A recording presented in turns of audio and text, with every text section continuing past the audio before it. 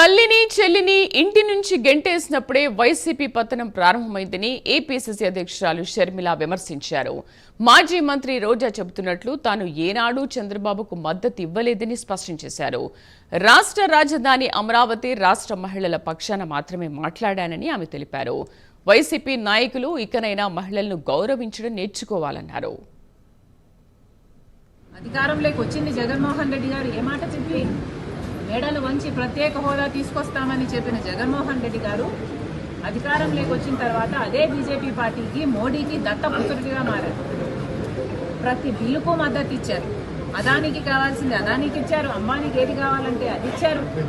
ప్రతి విధానంలో బీజేపీ పార్టీకి కొమ్ము కాసింది జగన్మోహన్ రెడ్డి గారు. మరి ఇప్పుడు చెప్పండి, రోజా గారు మద్దతు ఇచ్చింది ఎవరికి? ఇంకో మాట కూడా అన్నారు రోజా గారు, నా మీద విష ప్రచారం చేస్తే బాలకృష్ణ గారి బిల్డింగ్ నుండి నేను దాని కోసం బాధపడ్డాను, నేను దాని మీద పోలీస్ కంప్లైంట్ కూడా ఇచ్చాను అని కూడా మాట్లాడడం జరిగింది రోజా గారు. అవును, నేను బాధపడ్డ మాట నిజమే.